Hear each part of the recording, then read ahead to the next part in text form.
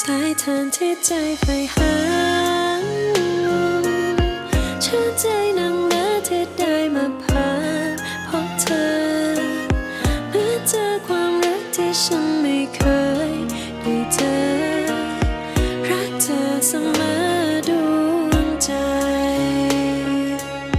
เธอคือสายลมที่คอยโอบล้อมให้คนคน